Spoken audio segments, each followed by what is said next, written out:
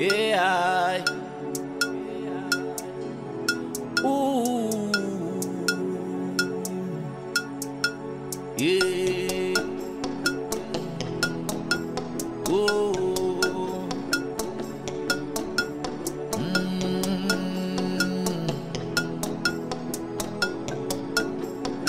Weeping may endure for the night, but joy's gonna come in the morning.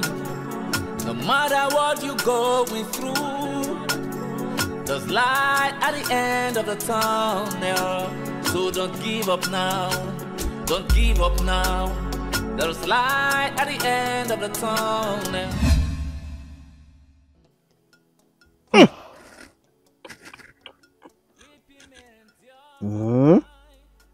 Tata.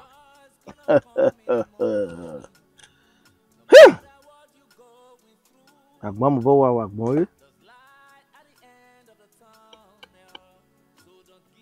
E va ma mi wa agbon ma yan se wa. Owo. Pa no ya wo ya re. Bo me igun megun ara ka ma me we no de. Ibo gbe kan. Ọ̀rọ̀ mo ke. Wo fe no ro wa o ka me no ro egbe emi ro wa. No de no dogun. Yo no. Emi no zera na mi egbe iwu e. Iya ma hin ba wa. Iya ma sebe ke ni hu yan ye. Do we ameya wo fe.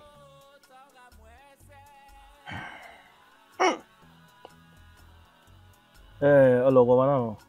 O wa oje.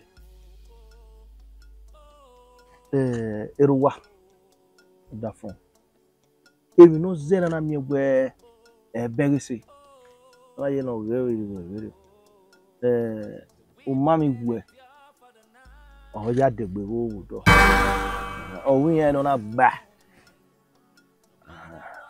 so pon nekere no ro hun ni ke gbegbe o ma de wa lo fose o zena na mi egbe ni mi na idu ba yen wa o pon pa no da fun ni o ma kan o ma kan. What that for me? Yeah. How we me? What kind me we berisi a? E bo ge ma me fe no je e. Ya ka ma me. Ichi. No. Ibote aki yi awa. Me atemi ana me wo back. Odo yo la pa mu me. No ka ma we na. How we me? You know. Ni me bele money na. Yo si ago. Yo popo me pepe mo. Obe gu mami ana egbe. Okay, abo eso wa. Owo ni wo. Ni tana we wa abo eso wa. Ayo boy ka ya ti ofin ame na ayezo ya do. Oho. Ima onu ya no wa so wa. Beni bere na bo me ka ma no de na ala ene. We aya ye ti we gbe ya ru e to bo we. Okeke ma. Won ka ma we na. E de na mu ye oda fun ni e no nwa no. Won ni tana. Iye ko ni owe ofenori o eri ma lai okuyeke ma lo da fun we ni nwa ohun de gba to kun pa nu emi ya fe ni we nu una se ti yo ball le ni ya ka ma we adogba no aga ro ni gwe ni ke wuwe wa be dari egwe so una we nu ya lele kun nu wa so la dan e bo very we o da fun popo e wa lo boni ami to why ke we nu ya no na do ya no be yo be o ti gbagbo ari no to ni me na gbe gbo se me no to na won ha ma we na We utai na. Oho. Ya gbe nanu. Ya gbe nanu ohun heme ne uri oja. Wo bote. Ye. Yo ohun heme ne. Ya gbe nanu. Ikira mi. O ku kire yo. Owa. Wa ma gbo ma we se ti o. Oho. Owa. Reno e ya yezo ta wa Ni reno e. Emi ya ria. Emi ma he ya tai. We ebe ni yiri emi kemi ni weri wu e o kan ga o. Kasona pa me aso awe mi no fe pe yo. Mu de la egbe. Ibi ati gbo na yegbe. Ibi asopwa bo ni reno. O si e do na ta we ayoko yi ma neze. O aya yi gbe na ta. Ado mi we no ka we awe ni ya ta. Me bori ama wawa. E wa ga ko we amu ya me ata ma we. Ko ya je ki me ti mo na. How we me? Omara. Yeah, no ta. Oho. Yeah, yeah. Gbogbo mi aka to bo me sun na nu ne wuta. Ngo we ire wa lu gan ro ne o do lo se ya. Ya ka ko ta na so ya na nu. Wesi. Do ida so wa sun ebe bo ejo. So I won we baba sun na ne. Wesi ra mi da. We bo e fe ma. Wesi. Off we gbe no. Iya so Ala o da no me do bo ro. O ke we no. Yare. O ko wi. Ise. Wa do te na ye na. Ise.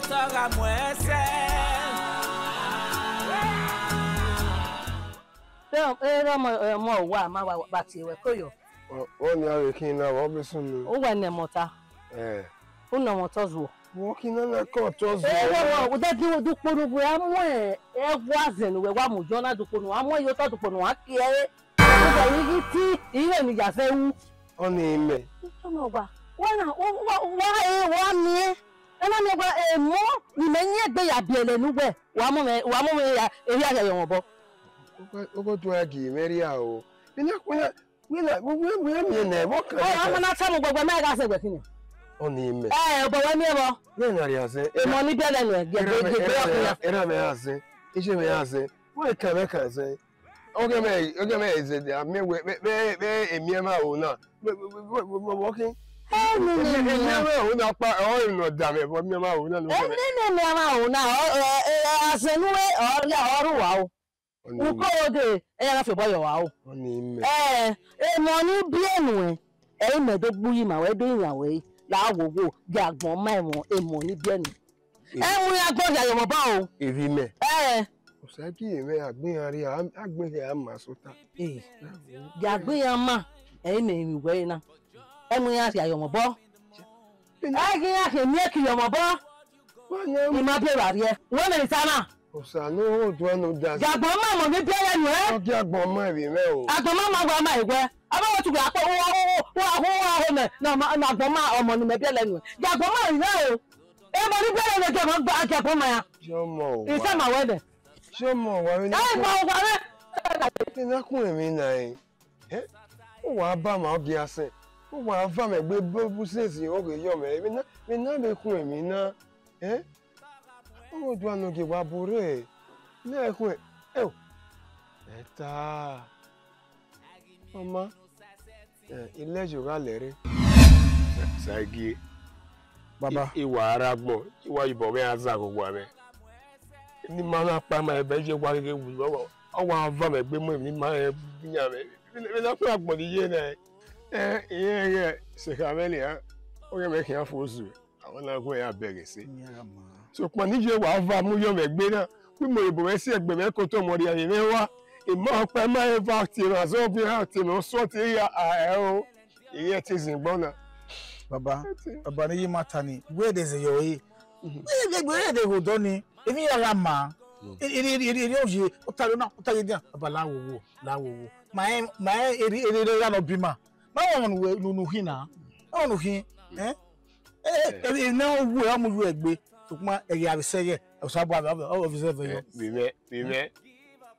Akari ade inu me na ese na iya yi ati egbe so wa ni ado na ota ati egbe me so wa runda ayen be de bi e baba me o me so regbe emere ma o mama jaji e ka je ni me ni zegbe me tin jiji me jibe lo we le jaji baba we zegbe le baba ta na o bi me o keke ni ti egbe me so runda we na do mi o ye keke ni we ge ayen be de bi e awi ma rere ta awi ma gun olade an o zegbe o da yo ni baba ta na Uwadiae boyo runda we awu egbe akawi agbe ona sunu bania ma wu wa ha do anu we agbe wosunu eri ona no ni ko ye lawo so ko mi ya do agba rere ka me gbe re yo ti he tarana na be gbegbo si egbe edowe akon arunu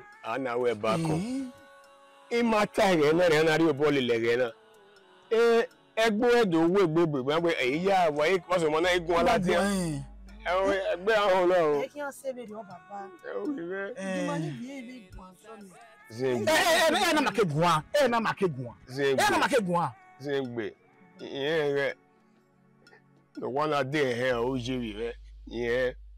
So, I call Arunu, and I went back on. Idiom. No, was scenario, and I could go left to another second. No, that way. No, Tagaya.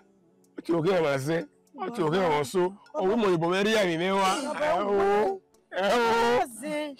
Wazeme wa meni diegbe wasioni nu we adi agbari mi waze baba me ti jiye jivaria na Baba la ogi no taba na be zegbe ne mo yerun novela wa ni egbe mo yerun Oh my God. Oba weke ya Oh my God. yerun ye na jena Oh my God, you saw it, Bella. Who don't know your boy, yeah? we wo se we wo we wo You want woman? You want woman now for how do you hold that? What are you like you ho ni me gbegbe na so What are you, man? What are you? baba Imi o. Ezegbe boy wodo. Ima reze yo yi. Hey! Ima ze yin ya ivai. Suda ope ya kin. O ma satisfy o awe gbeno mewe wa go pope mo we banana. Oje. Okay, we ra mi pope mo banana. Wa go pope mo. Gagete tana.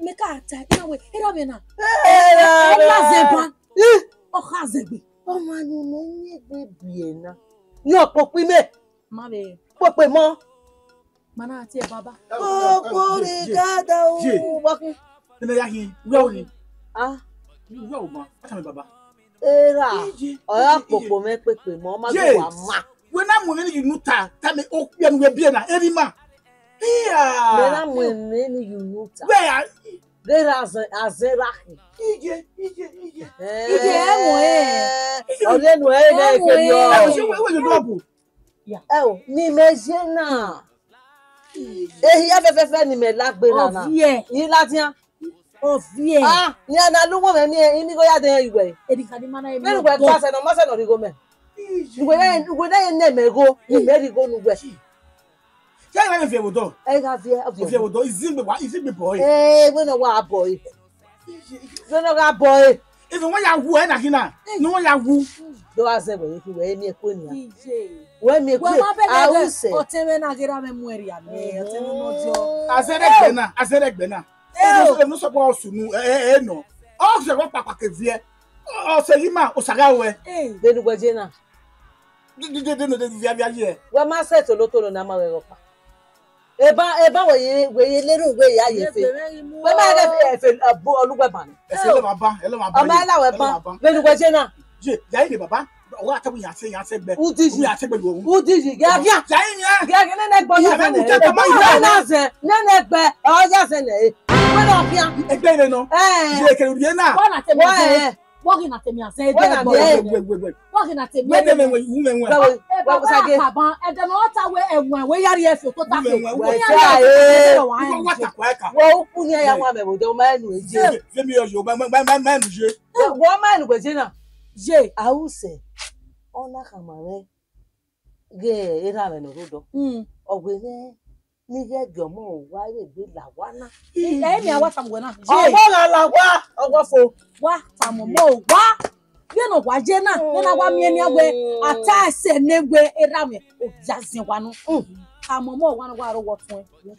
Na we mi ewe okparo no iwe do mi ama. Okpa. Because era me to tanya ya ne. Obo ni wo je. Papa ni wo je. Obo ni wo je. Ibu ya se ogun body.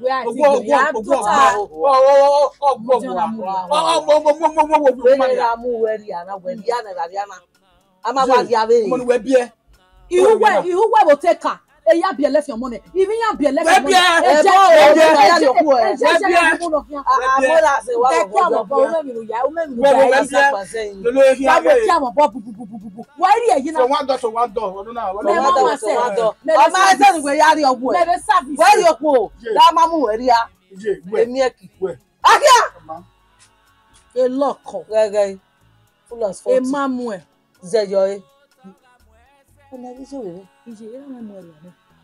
all of work e tin retrieve man na we gbe ezegbe yo o ki ezegbe noro mo ki o ni mo azeni ya me so we pa yo egbere because era me iya wa win na ya ezegbe ni dia iri ma wa aro bi na hai me ya oko gwa o e lo ki se ka me ba go gwa no ije o e ga ku o ma de ana mi o gwaru lela alo eban ama wo gwado akhu mami o gwa na ga ku o ma wa ni lerie o e ni ma je na. There's light at the end of the tunnel.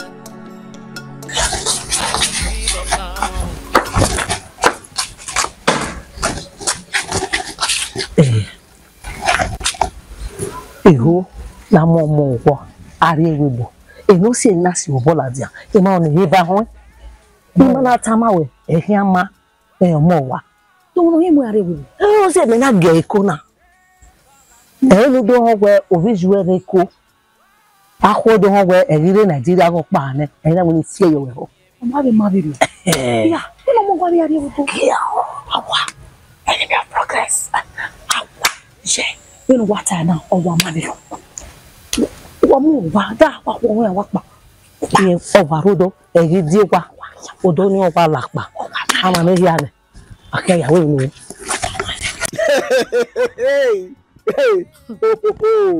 Omo wa I'm seeing omo wa ke da me bo wa na wa me we bu when I wa tani I wa discuss any pilot hey ina wa beg hey pipeline oh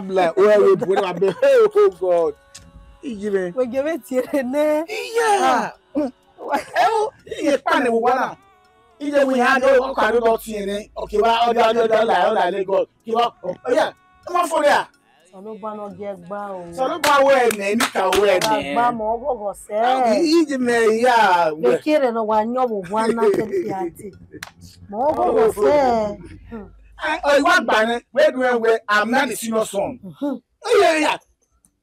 You go na ke bore. Mo ha jari ye. Ija, e ke ni jeje. Now. Yeah, mo ha jari na. Hey, iko. We ko ta. Yeah, baba ya ti jo, be me ho wa jo. Yeah, e me ha wa we. Ije me. Yeah, ya we ne. E to ni me ha wu. E mo to no ko amure. The first car. The very first car. Yeah, e mo ha ye Kotonu, e mo ha ye Lagos ya. E Kotonu mo ha amore na. E be ya yi moto si loku. Yeah, club na. Yeah, the club wa. Yeah, the club. Ya o se won pa. Yeah, no, se wa mo no reliable. You go wa amure. Yeah. A club. Brother ni me gogo ji wo we. Abi do mi e wa ro pa be do te family na mo. No, e to ma te mu ni na wa guji ni. Me go sa no baga we. Sa no ba we ne no ro ri abi e. Ni ma ri e. E do wo ni na so wa le so wa. Omo me de pa we Nigeria re. Na wa ta kere ni. E wo ya mu gbegbe na. E ma ri na wa da we gba. Ba ge pa ne. Ije. Yo ba. Ma e wa e be gogo jo. Aye go gba e be ni Jesu. Ogba ine. Emi o pa be da ji. Ogogo na no sa no Buhari e de na. O si ma bone. Gba we be mu. Ai me wo sa bo re. Oh yeah. Ola you worry me. Ne lu gba be de ka se jo. Ije. Nu ana na wo. E o ye no. O ta bo we a. Na o ye. Wa ya ta ma nya. Yo gogo se bo le la wa. E doctor we eyan do eyoko ro yin babo ato wa. Yin pa na wo wa. Oko wa pa. O do tun. Okay, wa Lagos. For Lagos. Okay, wa na ki ohun ni. E yo. Gbe na ki ohun. Ma ya. Ala ba. Mo ba gbugba. Ije we gabe agogo jebi. Wa la wa.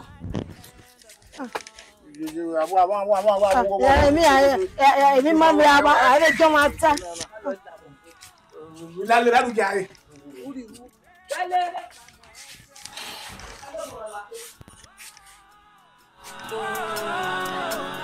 Agimi no senseti.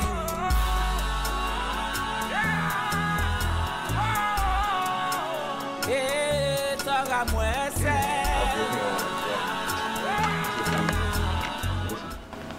Na me wo pare Michael. Yi. Mo ko be ni ba ke ga yi. Wi e ti re. Tag, uma metendo que mais. É gêmeo, menina. Mo kẹmẹ gbé ọkẹ náà sójà yàmú ẹgbẹ ẹni tí ìwé ẹbà ní ti wà bàtà ẹwẹ ọkẹ yẹn tó àgbé ọba wò hàn mí náà ẹgẹhíà ọyà bá mi nìyẹn ọwọ mi. Ó wù yẹn bí. lóyún gbọ́ bí pẹpẹ mú ẹ náà ẹgẹ gbé ọkọ rẹ ọmọ máa sẹ. ọ̀hún ìmọ̀ sí ẹni mọ́mọ́ náà hìn bá wà. Òyìn yà.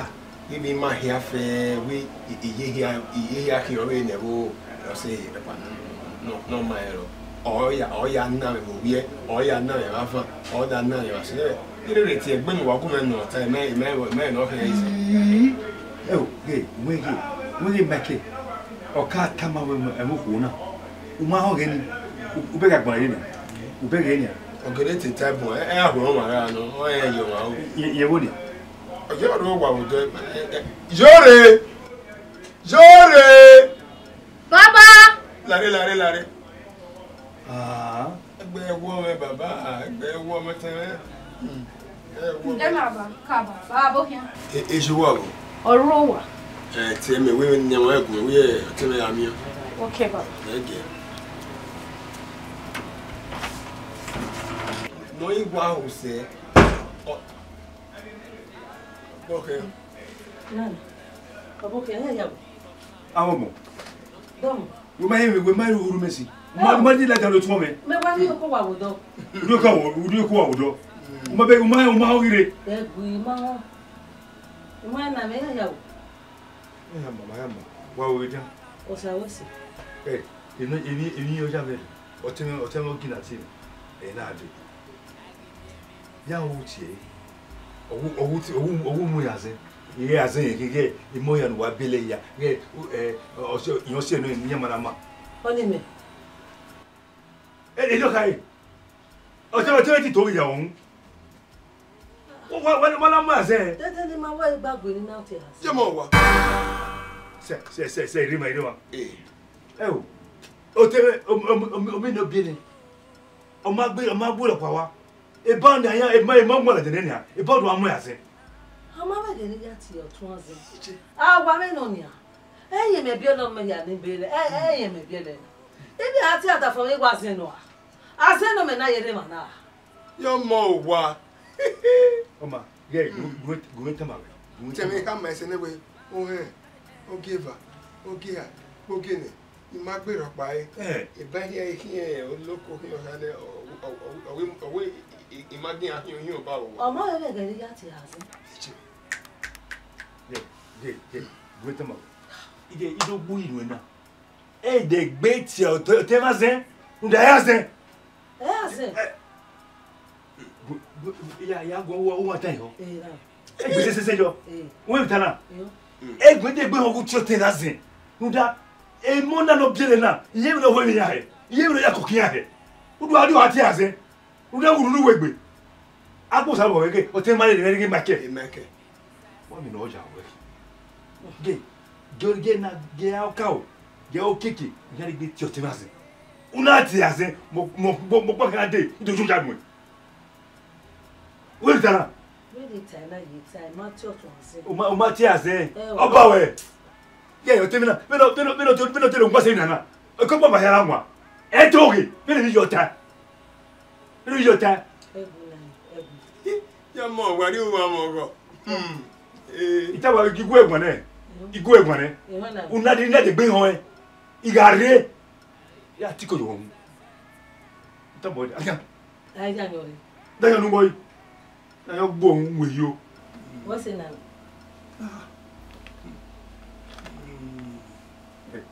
Mate. Ona de gbe we. Me, ona ti bodo joja ne. Umari tamame. Umari tai mama. Ìmọ̀ra ìrìn à. Ìmọ̀ra ìrìn àti ìṣègbè. Ní kéèsì ìrìn náà ẹ o. N'ẹ̀dùn mi rí àgàgà náà rẹ̀ abúmọ̀rẹ̀ gan ládé. Umari rere taniya. Ẹ jìgbé máa tẹ́ jìgbé. Òhun náà, ìka gbà ẹ́. Èmi lórí àwọ̀. Wẹ́ gbogbo. Ma joye e January ni ma pe ma gbo. Oni gwa lo. Oni gwa lo. Ya we do ku do pa e me je ka. Ke we no le. Okay, you need to go. By the fire in the name of Jesus. Let it be uprooted. Be uprooted now, be uprooted, be uprooted. Can you really came with that evil one? We need Jesus Christ. Father, your word say whatever you have not planted in our life shall be uprooted.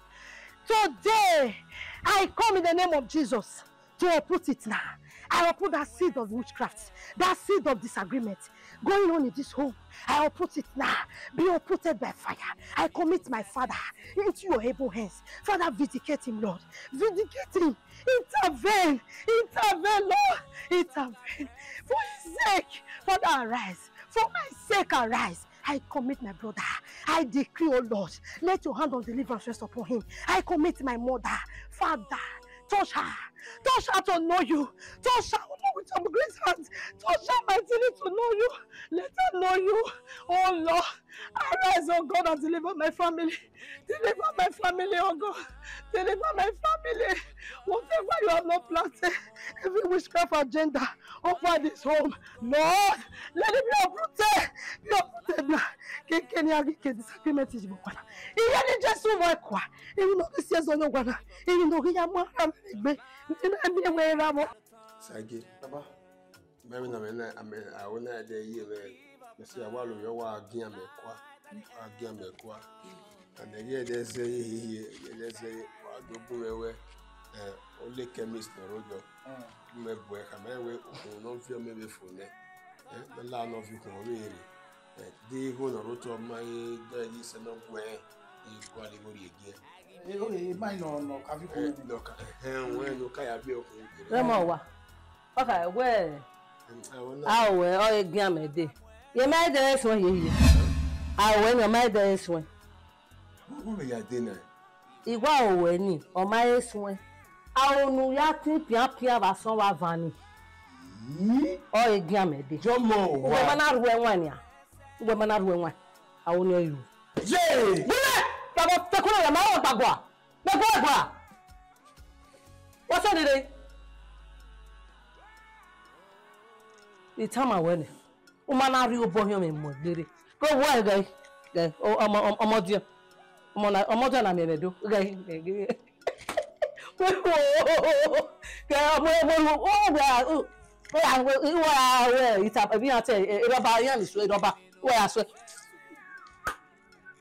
Okay, anyway, I'm a baby. I will want to go for now. Baby, no more.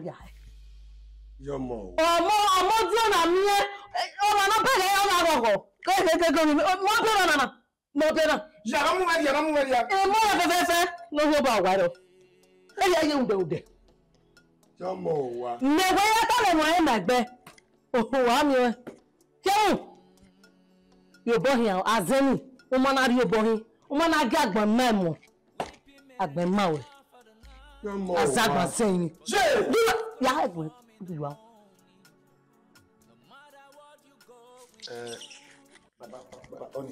I'm married. Can you know that as a year? He didn't get any rule up where look at it. You go really. Usaki wa bomb we are doing one mamma, if you will your if you will your mouth, a bomb, West Ayo. Is that usually? Is that usually? Remember, I walk here easy. No, ya did. So, come on. Oh, we are no seeing a yena. Oh, boy, couldn't you hear a doctor no baby?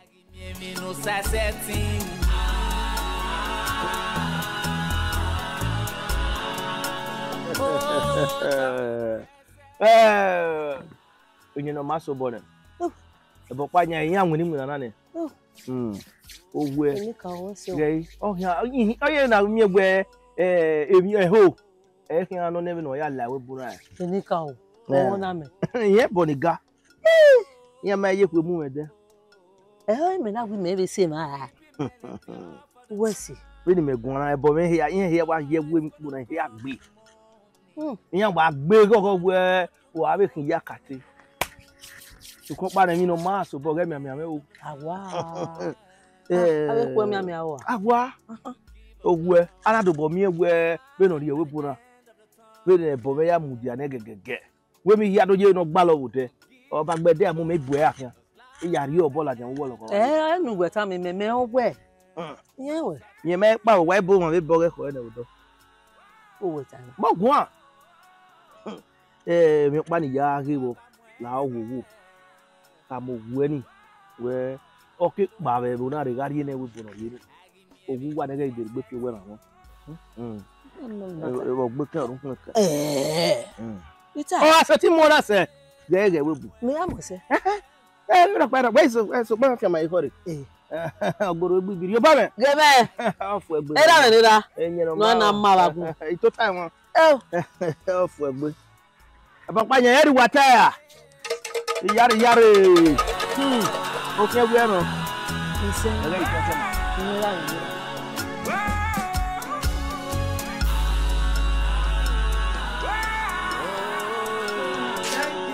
Não me deixa lá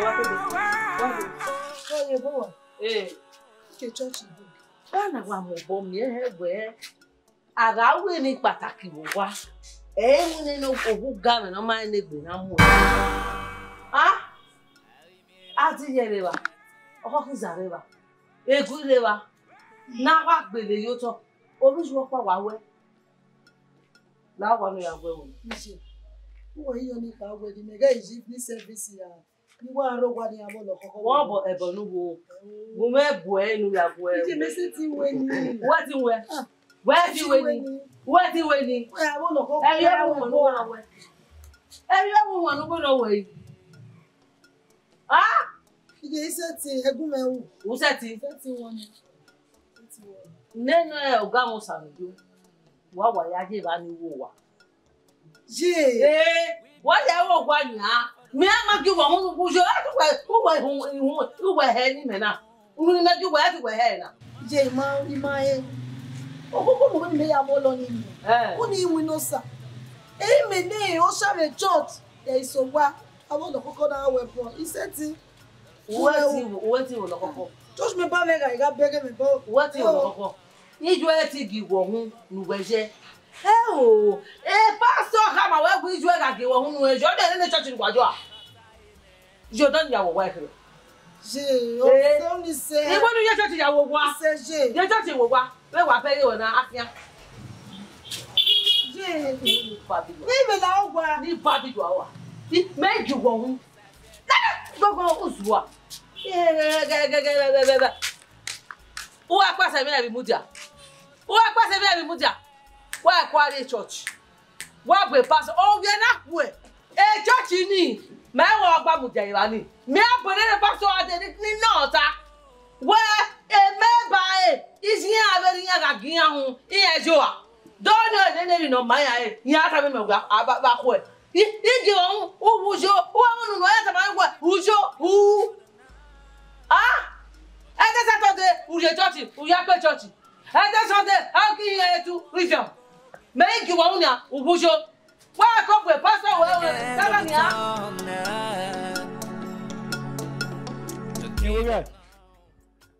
Anita!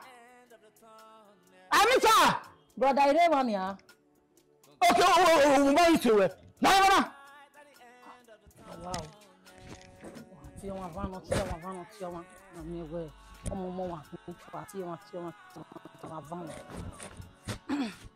Eti vano na iti we na meti we we ya brother. Tikedia. Anita, ya di won. You know ogun ya de mi de a street no cow. 1 2 3 4 5 6 7. It's a 7th street. Wa gun ya de mi de Ivani. Ya gele ni street eri ugeleje. What do you mean? Wait, what's about me? Why go me down when you tell bono eba? Ogun go kill you, God punish you. You are mad, you are stupid. On your ebo, me tell boy. And that about when I. He me ma ho mi na me na ro wa. Oh, turn out you. Yes, good you want. Me ma ka we lu ga gi mo hu. O ko me. E bi go ga ma o wa na. Me me ta we lu ga gi mo wa. O le wa save brother, e gbi o. Aga ta we all the first son children should come outside. Brother, where Ladian? You tell Ladian, yeah. Where over? Yeah. The heir apparent to this family. Emehi. No, Dio. The senior son. A senior son? Yes. Yeah, Wadamenwe brother. Senior son. Yeah. Omodion. Yeah. Or you my amueri brother. One way. One in the area. It's Demo working with them. Don't want to attack me. Demo. No way at them. Do not go about them. Ono la teme. It's Demo working with them. No wa dem. Ha. I don't know when I. Ija. Isi le mo wa upene. Upene. Uno opene na yi. Isi le mo wa ke se guwe. Okome. Uno opene na. Negbe na ke no ma. Ijewe na tato. Me ti juju wo wa. Oh, my son of game. Why? Ija who you be? Which omojo where you be? Come on, tell me what to ladia where I be omojo. What you ladia? Back here. Sorry, ma. I'm ma. Sorry. Almost one masula pa. Imawu. Where I go? Baba ma ewu. Baba wu ne ana suwa ni. When Anita, I use God Almighty to beg you as it sit down for ekete way dey shake like that. No try now. Anita, who you help? You don't drink. I don't drink, I don't wine. You don't tell me go. Let's get where here. Wait to relax. Wait. You senior boss senior brother o. Omodion o wana o. O wonu ni ma here. No, you zeze kemi wa. Wani ke na la. Wa ba se gbenu gi me ju mo make azala because nenu we ye na ati we wokua, ati we woku. Hey. Who je na egwogwa? Jesus. Who je na egwogwa? Ekigwe nwina. Wo ma se no bie. Who wa continue ni we je na. Wodo. Ime fiancé. Ime ora abo ni no. E de gboko. Ajaja me ni ameri me. Beke. Utawa. You talk be. Ito gbe wo mi okori eni a. Senior son we lo ko agwa wa biele. E ka we gu. Wo bie. Ye me wo. This girl is what about me now? Senior son. Where say oh Baba. Jesu we no ge. Awege Baba. Jesu we no ge. Kutete bite we him. I am that I am. Lion of Judah. I look up to you, Lord, for my help, for the help of my family. Deliver us, deliver this house, deliver my family, deliver my mother, deliver my father, deliver my siblings. In the name of Jesus, every contrary power to your will in this home, Lord, let it be nullified, be nullified, be nullified, be nullified. In the name of Jesus, I cancel every evil activities away from this home. I cancel every negative activities away from this home. Every witchcraft oppression going on in this home. Lord Jesus.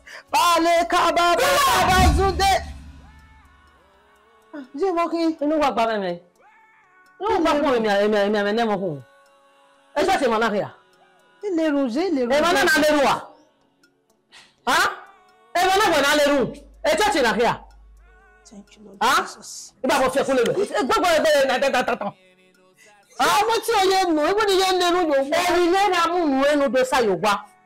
Na he. Ona wa lo do. Jiro kwa me sunwe. Ije na ku we ari ni church o egbe no mu a. Ni na ki ro no aye church. O egbe no mu e. E church ni o ma ya legbe. E church san se nkwajo. Jo salobo apa mi wa fan. Neno salobo abun ekun. Neno salobo ke abun ekun. Salobo abun ekun jo mi wa fan. Go ile le awe ni na ke we no. Salobo we le bo tan lo me Salobo mi wa fan je. Kera kugwe no ge wa de we no do se ye ba na o ge ma ge o do pa ya ri pa sala. Era mo. Egba iru wa. Si oye me no. Egba nu wa bi igwa gewe na wa la wa. Ala bi atemi. Eyin me leru. Leru. La wa. Ko je. Era fi azan mi wa gojo. Agba ma ku wa. Leru wa leru se wa ye ke ra gbon. Aba ila wa gbe. Aba za gba zeyin ni pia.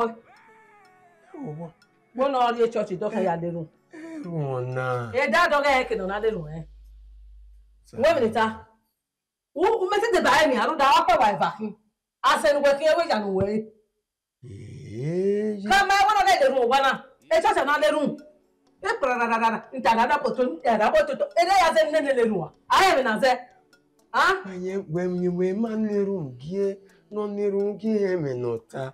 Mu he were o ko dure. Ama na mi on abo ma gboki. O ma ga san ogbo ana. Asen nu ja no we. Bu me kama e. We no get we wan he o. De ni Uwe, itama we ni kama e. Ti e kama e. Ihon Ama ne. keni ye. Ite ti e ta gwegun. We no get gbe le nu ja no wala. E papa wala na. We no ya papa we the church no jogudo ni. We me ni ta. Abo gasa ge obiase. Asa gbe se ni. Abe ma dan. Mata.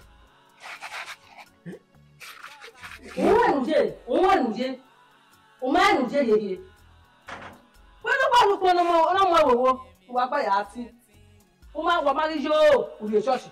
Omu mu wa le church. Azan wa ba. Da wo e. Oye we ehe no who you wa me. Da me nu e ko na. Sa ba herin ma ya o. Erin zin egbe. O kan ni ma gbe me. Thank you, Lord Jesus. Thank you. Oh, Sanera Saloma Baptist. Thank you for my family because I know that you are going to intervene. Thank you, oh Lord, for your love and your protection. Mankarebo zondo leke ba shandara bazindeya. Leke ba zondo leke ba shandara bazindeya. Lord Jesus, have your way in this house, oh Lord. Have your way. Father, take over. over my family. I cleanse this home with the blood of Jesus. I wash my family clean with the blood of Jesus. I wash my father. I wash my mother. I wash my siblings with the blood of Jesus. Let the blood of Jesus deliver us. Deliver us, oh Lord. Every satanic agenda over this home, I pull you down. I destroy you. I destroy your evil heart over this family. Every evil plan you have against this I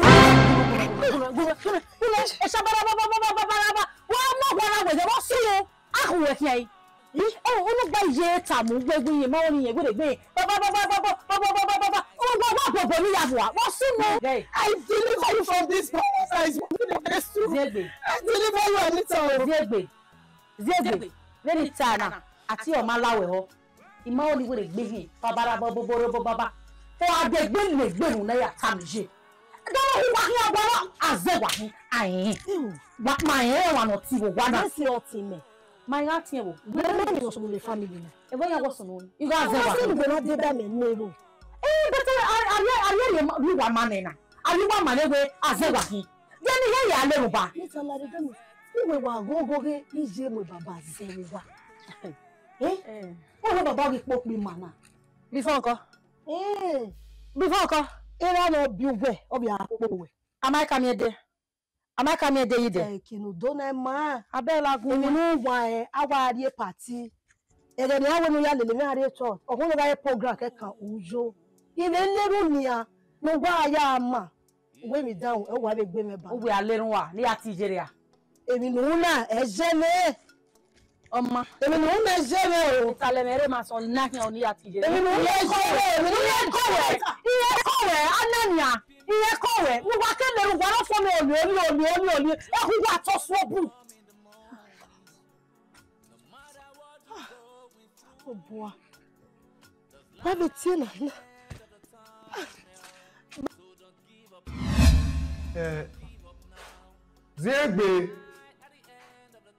Zegbe no more. Baba.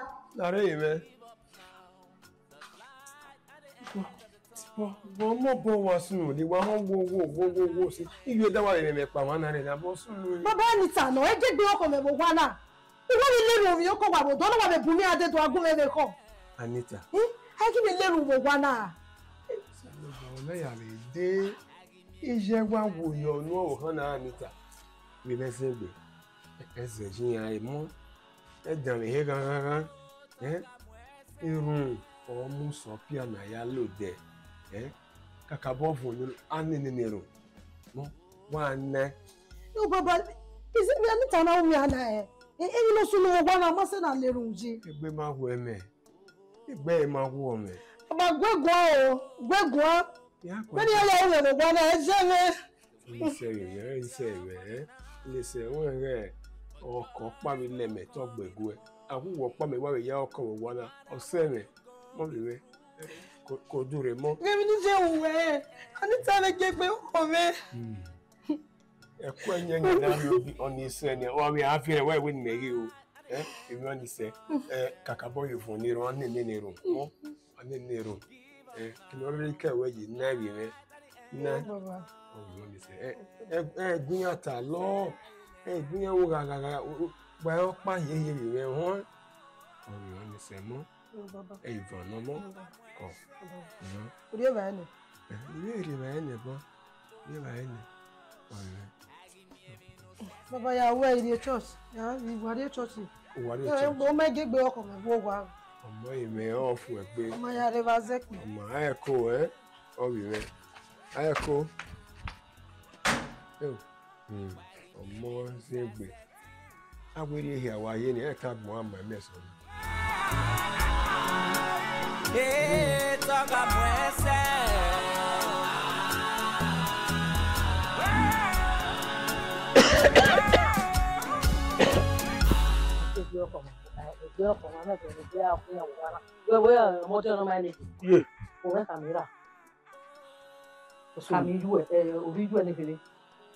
Kamera kamo visual nekere woni agegbe oko me wa na o eru danu na ni na popopopopopopo ni wona ga ina wa na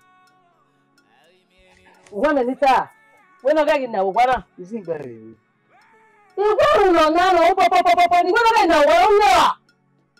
Inshallah na ya hina. Oje. Nene ru aya la go da wa ya la gi ka ai ni nene ru da mi na ama ni ya kia. Eri na ya mo waria.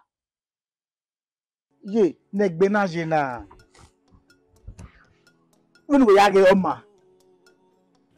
Omu di onu wekin. No ma ya enegbe.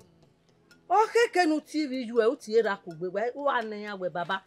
Be agbin ma na je be ni na heru da me bege ma wo yan ni agba bi ma be dopa. Agbin yan ma so gi ma. Wo se no na je be di o ma se nu ya no o me nwa. Omo mo we kia. E mo ti o na mi ere do. Agbon ma ya. O wewo. Oye na me we asupa oto. Asi lenu rupa. Asi ekoto ipu we ko degi eke wa gogojo o ma ni wa ya se we o bi azu wa gbuwa Je la ni se no gwa le we no na. No we gwa we no jo. E no ma gbo e ma o.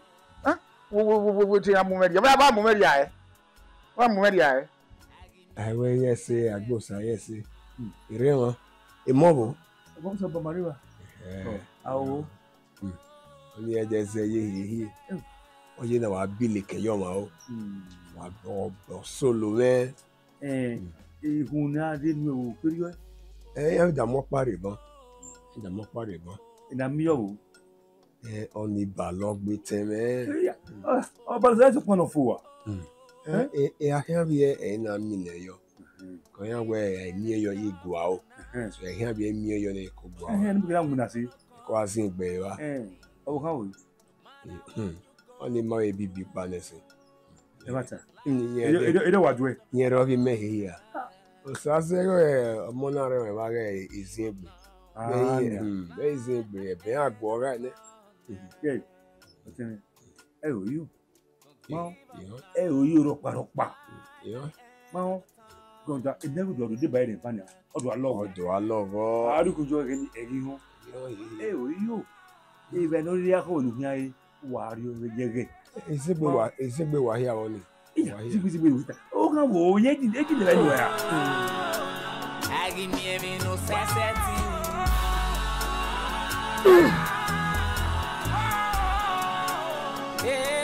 Toga muese.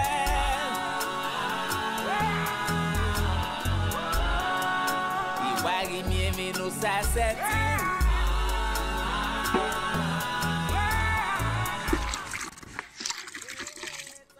Je Uwadiae. Uwadiae. Je. Anyway, ni dota mo we wa ga kheme manari wa. Wa ku ye ku. O de be na. Ma so ire party. Party na ni me ware na gbere de gbe wa na. Oga no. Ya wa re ni ma se de setting re wa ko wa stay. Gbe yo gede ka gbe ko wa sun. Oh God! Honestly. Uwadiae. The matters go me. E matters of. Matters of me ka me tane we mi ade wa. Le party na ni me. Mi ade je, I ade turkey chicken. What am? I dem buy screen yo. Omo na negbe. Omo na negbe. Na me dey run. What dey talk to? Akere na yale. Ya ni ma negbe ni. Abi. Papa propo, papa popo. Ya mu. Yes. Uwadiae yo. Tamu. Akia o wa eko. Ni yanje. Ma ho. O ma oje. Eko bi me. Gomo. Gomo ni a. Arejo no na we. Ero kwa ni a. Ya to bo me ya kokere. Abaza gbazen ni. Papa popo. Umae ni no popu wa. Nu ya se ni ya gbera e. Uwe o. Ologo ma no gba na nu ye ni nu ya so o. Papa. Edegbe. Ma na ri dai. Una ri yoko wa. La boy la wa we da gbe. Wa ya le se ni de ninu ma me. Nosatae ne.